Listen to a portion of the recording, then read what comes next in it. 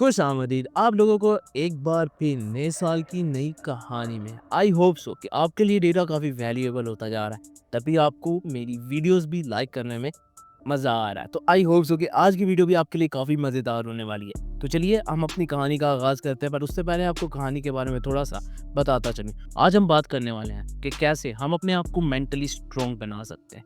एक ऐसी चीज़ जो कि इंसान अपनी ज़िंदगी में चाहता है, वो होती है मेंटल स्ट्रॉन्गनेस। इतना ज़्यादा स्ट्रॉन्ग कि इंसान के ऊपर किसी भी चीज़ का असर नहीं होता। असर होता है सिर्फ उस सूरत में जब वो एक स्पेशल पर्सनैलिटी होती है, अदरवाइज़ कुछ इतना ज़्यादा इफेक्ट नहीं होता। मेरे पास कुछ ऐसे स्टेप्स हैं जो कि आपको मेंटली टफ बनाने वाले हैं, और ये हर इंसान से बहुत ही ज़्यादा रिलेट करते हैं। अब हर इंसान इन चीज़ों को समझता है, लेकिन वो कभी भी इनके ऊपर प्रैक्टिस नहीं कर पाता।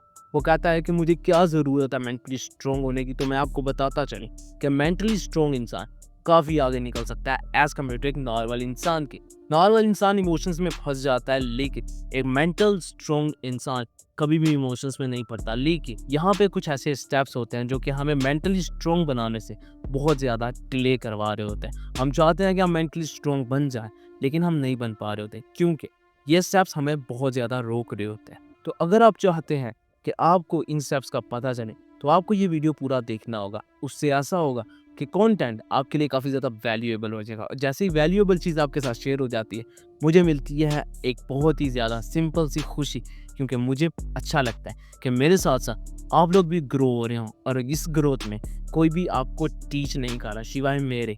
या फिर आप अपने आप को खुद टीच करें, या मेरी वीडियोस के हेल्प से आप अपने आप को मज़ीद बेहतर बना रहे हैं। तो बाकियों की तरह डोंट थिंक अबाउट कि भाई मैं आपका उस्ताद हूँ, आप मुझे भाई समझकर कुछ भी थॉट वगैरह शेयर कर सकते हैं। हम लोग सबसे पहले जो काम करते हैं वो होता है डिले ग्रेटिफिकेशन। अब यहाँ पर ऐसा होता है कि हम हर चीज़ को डिले कर रहे होते हैं। हमने कभी भी किसी भी चीज़ को अच्छे से नहीं समझा। अगर हमने किसी चीज़ को अच्छे से समझा तो वो है अपने आप को, बल्कि अपने आप को भी अच्छे से नहीं समझते हम कहते हैं हमें खुद को भी समझने की क्या ज़रूरत है। हर चीज़ में डिले कर रहे होते हैं, और तब तक डिले करते हैं जब तक डेडलाइन पास नहीं आ जाती। एग्जाम्पल के तौर पर हमें एक प्रोजेक्ट जो है ना सबमिट करना है, और सबमिट करने का पता है कि हमारे पास 15 डेज़ है। 15 डेज़ में कोई वर्क नहीं हो रहा, लेकिन लास्ट नाइट में वो सारा काम होगा जो हमें उस प्रोजेक्ट के रिलेट होगा। नॉर्मली हम एग्जाम में भी यही करते हैं, तो हम हर चीज़ पे डिले कर रहे होते हैं। अब मेंटली स्ट्रॉन्ग इंसान कभी भी चीज़ों को डिले नहीं करता, वो जिस वक्त पे होती है उसी वक्त पे करता है। तो आपने जो सबसे पहले चीज़ डेवलप करनी है वो होती है डेडलाइन क्विक। आपने डेडलाइन क्विक की मदद से अपना काम जल्दी जल्दी करना है। उससे ऐसा होगा कि आप काफ़ी हद तक चीज़ें अरेंज करना सीख जाएंगे और ख़ुद को भी कंट्रोल कर पाएंगे। मेंटली स्ट्रॉन्ग इंसान खुद को काफ़ी अच्छे से कंट्रोल करता है।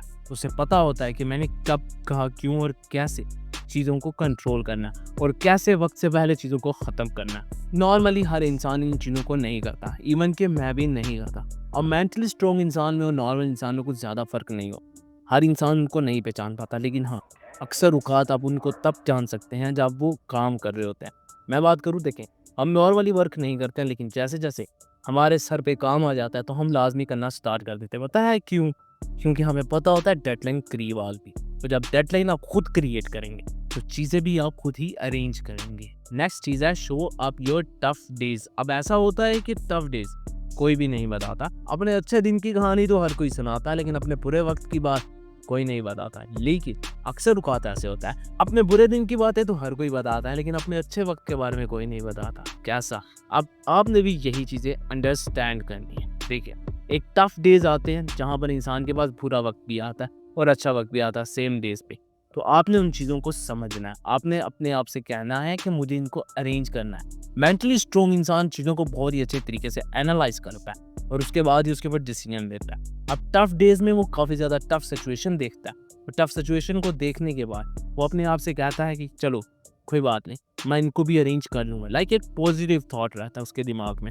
जब भी कोई नेगेटिव चीज़ आती है, he kill that thing and make themself positive. क्योंकि वो जानता है कि अगर मैं नेगेटिव हो गया ना, तो मेरा सारे का सारा कॉन्सेप्ट बर्बाद हो जाएगा, और बर्बाद मुझे भी करना बिल्कुल नहीं है। अच्छा बुरा वक्त तो हर इंसान पे आता है ना, तो ये टफ डेज अभी यहाँ तो गुजर जाएंगे। जब एक बुरा वक्त नहीं रहा अच्छा वक़्त नहीं रहा, तो ये दिन भी नहीं रहने वाले हैं। हर इंसान का इस चीज़ के ऊपर बिलीव होता है। वो कहता है कि अगर अच्छे दिन नहीं रहे तो बुरे भी नहीं रहने वाले हैं। तो इसी तरह आपने अपने टफ़ डेज़ की कहानियाँ लाज़मी बतानी, जहाँ पर आपको सीखने का मौका मिलता है, जहाँ पर आपको कुछ बनने का मौका मिलता है। टफ़ डेज़ ही हमेशा से इंसानों को बनाते आए हैं और मेंटली स्ट्रॉन्ग बनाते आए हैं।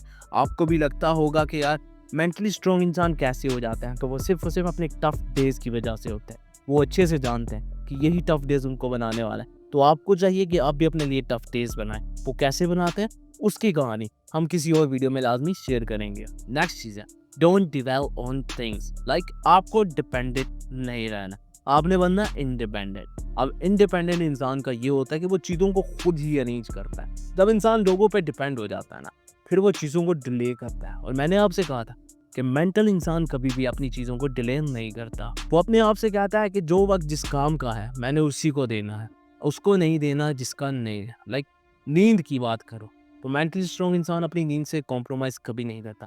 लेकिन हम लोग करते हैं, हम कहते हैं यार ना खैर है, कोई मसला नहीं है, 2-4 घंटे से हमारा कुछ नहीं जाने वाला। लेकिन 2-4 घंटे से इंसान की ज़िंदगी बड़ा कुछ ले जाती है। तो आपने इस बारे में लाज़मी सोचना है। अब मेंटली स्ट्रॉन्ग इंसान किसी भी के ऊपर डिपेंडेंट नहीं होता, वो इंडिपेंडेंट होता है। सेम आपको भी इंडिपेंडेंट बनना है। आपकी ज़िंदगी में जो भी डिपेंडेंसी है, आपने उसको थोड़ा-सा कम करना है। और जैसे-जैसे चीज़ें डिपेंडेंट वाली कम होती जाएँगी, चीज़ें काफ़ी हद तक गुड होती जाएँगी। क्योंकि इंडिपेंडेंट इंसान बहुत ज़्यादा फास्ट होता है एज़ कम्पेयर टू डिपेंडेंट के। नॉर्मली बात करूँ कि आज जितने भी बड़े बिज़नेसमैन हैं, वो इंडिपेंडेंट होकर ही अपने आप को बेहतर बना पाए हैं। अगर आप भी इंडिपेंडेंट हो जाएँगे तो आप अपना बिज़नेस ग्रो अप कर लेंगे। लेकिन अगर नहीं होंगे तो चीज़ें काफ़ी हद तक टफ होने वाली हैं। नेक्स्ट चीज़ है प्रैक्टिस एम्पैथी।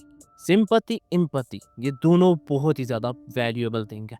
लोग सिम्पैथी लेने आते हैं और एम्पैथी आप प्रोवाइड कर रहे होते हैं। अब मुझे नहीं समझ में आता कि यार लोग ऐसा क्यों समझते हैं कि यार सिंपैथी वाला इंसान ज़्यादा पावरफुल होता है एज़ कम्पेयर टू एम्पैथी वाले के। अब जो एम्पैथी वाला होता है वो अपने इमोशंस को कंट्रोल कर रहा होता है, उसे पता होता है कि किस इंसान को सिंपैथी देनी है और किस इंसान को नहीं देनी है। कौन सा इंसान इमोशंस ख़राब करके दिखा रहा है और कौन सा इमोशन बिल्कुल सही करके दिखा रहा है, क्योंकि डिपेंडेंसी वहाँ पर आपके ऊपर होती है। अगर आप चीज़ों को अरेंज करना, मैनेज करना, सिंपैथी को अंडरस्टैंड करना सीख रहे हैं, तो यकीन मानिए आप बहुत ही गुड कर रहे हैं। स्ट्रॉन्ग इंसान को इससे कुछ ज़्यादा फ़र्क नहीं पड़ता। वो किसी के इंसान की बातों में नहीं आता। वो अपने आप से कहता है कि क्या ये इंसान किस चीज़ के लायक है या नहीं है। यहाँ पे जितनी भी बातें होती हैं वो खुद से करता है। वो किसी भी इंसान से मशवरा नहीं मांगता। वो जो भी बात करता है खुद के ऊपर करता है। और जब भी कोई बुरा वक्त भी आता है ना, तो वो कहता है इसका ज़िम्मेदार भी मैं हूँ।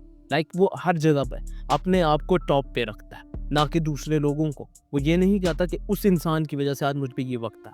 वो कहता है हो सकता है मेरे से कुछ ऐसी गलती होगी जो मैं यहाँ पर आया हूँ। क्यों? क्योंकि वो जानता है कि यहाँ पे मेरी भी कोई ना कोई मिस्टेक्स होगी। हमारे यहाँ पर कोई भी इंसान अपनी मिस्टेक्स नहीं मानता, लेकिन मेंटली स्ट्रॉन्ग इंसान इन चीज़ों को बहुत अच्छे से जानता है। वो कहता है कि जब तक चीज़ें मैं खुद अरेंज कर रहा हूँ तो चीज़ें काफ़ी हद तक बेहतर है, लेकिन अगर कोई और करेगा तो मुझे टेंशन होगी। तो उस टेंशन से बचने के लिए वो हमेशा एम्पैथी और सिंपैथी की गेम खेलता है और वो अच्छे तरीके से जानता है कि किस इंसान के साथ कब, कहाँ, क्यों और कैसे मुझे बिहेव करना है। नेक्स्ट चीज़ है स्ट्रेच योर कंफर्ट जोन। अब नॉर्मल इंसान अपने कंफर्ट जोन से कभी बाहर नहीं आता, लेकिन मेंटली स्ट्रॉन्ग इंसान आता है।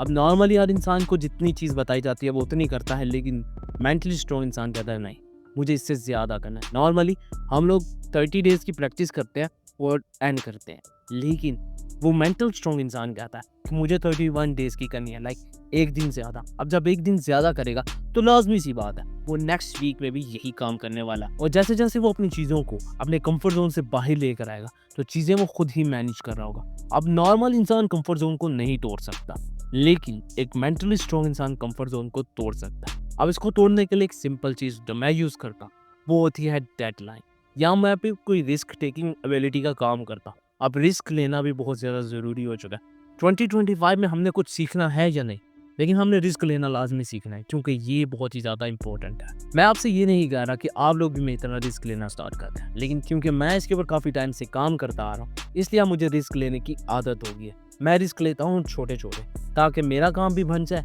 और मेरे घर वालों का भी। अब ज़्यादा नुकसान होगा तो मेरा होगा, ना कि घर वालों को। मैंने हर चीज़ पे अपने आप को आगे रखा, यार नुकसान होना है, मेरा होना है, और मैं चाहता हूँ कि नुकसान जो भी हो वो मेरा ही हो, ना कि दूसरे लोगों का। तो इस वजह से इंसान चीज़ें काफ़ी अच्छे तरीके से मैनेज कर रहा होता है। तो मेंटली स्ट्रॉन्ग इंसान इन चीज़ों को अच्छे से समझता है। तो आपने भी अपने आप को समझना और कंफर्ट ज़ोन से बाहर आना है, क्योंकि मेरी प्रैक्टिस इसमें काफ़ी ज़्यादा हो चुकी है। तो इस वजह से मैं आपके सामने ये चीज़ें शेयर कर पाया, और अपनी जो रिस्क लेने की एबिलिटी है उसकी कहानी किसी और वीडियो में। लास्ट और bonus tip, positive self talk. ये बहुत ही ज़्यादा इंपॉर्टेंट है। वो इसलिए क्योंकि जब तक आप पॉजिटिव रहते हैं चीज़ें काफ़ी हद तक अच्छी रहती हैं, और जब आप खुद से बात करते हैं वो भी पॉजिटिव, तो आप काफ़ी हद तक अच्छे इंसान बन जाते हैं। लेकिन बहुत सारे लोग नेगेटिव बातें करते हैं। वो कहते हैं यार क्या करें क्या करें क्या करें। आपने क्या नहीं कहना, आपने कहना है अभी करते हैं, खैर है, फेल भी हो गए तो कोई मसला नहीं है, अभी सीख रहे हैं तो सीखने की दौड़ में ये कुछ भी नहीं है। जैसे जैसे इंसान सीखता जाता है वैसे वैसे चीज़ें भी अच्छी होती जाती हैं। लेकिन नुकसान हमेशा होता है वहाँ पे जब आप अपने आप से सेल्फ टॉक नहीं करते, खुद से नाराज़ हो जाते हैं। जब आप खुद से नाराज़ होंगे तो ज़ाहिर ही बात है आप नाराज़ हैं, दुनिया भी नाराज़ होगी। तो इफ़ेक्ट किसके ऊपर आएगा? आपके ऊपर। तो ये थी मेरी bonus tip. So this is the pretty much and I hope so you enjoy the video, and if you enjoyed it, you know what you do. First, you need to like a video. Second, you need to write a comment, and the third one is subscribe my channel यार, जल्दी जल्दी कर दो, 1000 कर दो, ताकि थोड़ा सा बेटर करके बैकग्राउंड को भी ना जरा अच्छा बना पाए। So this is the pretty much end of today's, and I will catch you in the next